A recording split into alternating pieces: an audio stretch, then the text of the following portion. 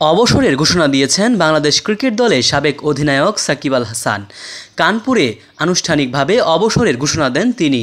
বিশ্বসেরা allrounder জানিয়েছেন, দক্ষিণ আফ্রিকার বিপক্ষে টেস্ট সিরিজ খেলেই অবসরে যাবেন তিনি।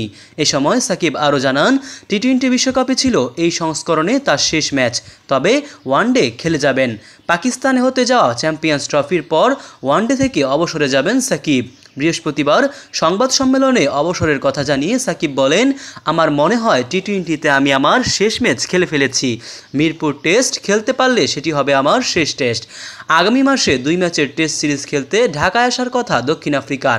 সময়সূচি নির্ধারিত না হলেও অক্টোবর-নভেম্বরে অনুষ্ঠিত হওয়ার কথা এই সিরিজ। ফলে ঘরের মাঠ থেকে অবসরে যাচ্ছেন বাংলাদেশ ক্রিকেটের এই পোস্টার বয়। সাকিবের ঘোষণা অনুযায়ী এরই মধ্যে জাতীয় দলে আন্তর্জাতিক জার্সিতে টি-20 ম্যাচ খেলে ফেলেছেন তিনি। মার্কিন যুক্তরাষ্ট্র এবং ওয়েস্ট ইন্ডিজের হওয়া টি-20 বিশ্বকাপে সুপার 8-এ আফগানিস্তানের বিপক্ষের ম্যাচটি ছিল তার শেষ ম্যাচ। যদিও শেষ ম্যাচে পারফরম্যান্স ভুলে যেতে চাইবেন তিনি। সে ম্যাচে প্রথম বলে আউট হওয়ার পর বল হাতে 19 রানে ছিলেন উইকেট শূন্য। 2006 সালে খুলনার শেখ আবু নাসের স্টেডিয়ামে জিম্বাবুয়ের বিপক্ষে দেশের ইতিহাসের প্রথম টি-20 ম্যাচ খেলে বাংলাদেশ। সেই ম্যাচে সাক্ষী হয়েছিলেন সাকিব। অভিষেক ম্যাচেই ব্যাট হাতে 26 রান করার পাশাপাশি বল হাতে নেন 1 উইকেট। এরপর অংশগ্রহণ করেন টানা 9টি বিশ্বকাপে।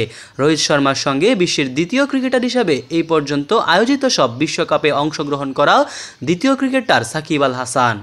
মোহাম্মদ সাইম সরকার, নিউজ বাংলাদেশ 64।